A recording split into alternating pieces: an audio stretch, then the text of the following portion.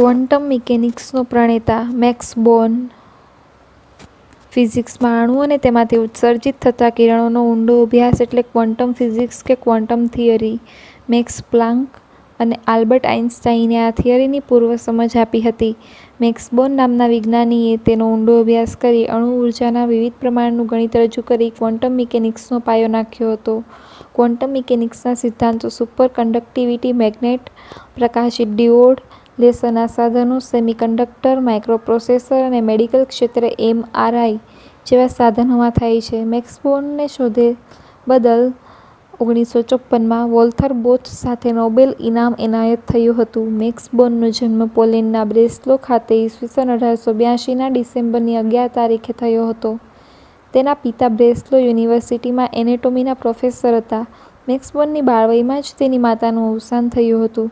બ્રેસ્લોમાં પ્રાથમિક અભ્યાસ કર્યા પછી બોર્ને બ્રેસ્લો યુનિવર્સિટી અને ત્યારબાદ ઝુરિચ યુનિવર્સિટીમાં ઉચ્ચ અભ્યાસ કરી ગણિત ક્ષેત્રે પીએચડીની ડિગ્રી મેળવી હતી.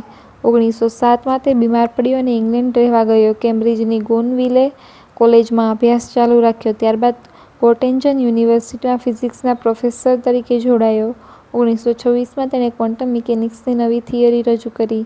જર્મનીમાં હિટલરના શાસન દરમિયાન તેને જર્મની છોડવું પડ્યું. તે ફરી કેમ્બ્રિજમાં આવી એડિનબર્ગ યુનિવર્સિટીમાં પ્રોફેસર તરીકે જોડાયો.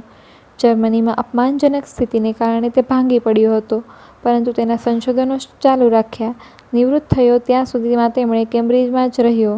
નિવૃત્તિ બાદ પણ સંશોધનો ચાલુ રાખ્યા. ઈ.સ. 1970ના જાન્યુઆરીની 5 તારીખે તેનું અવસાન થયું હતું.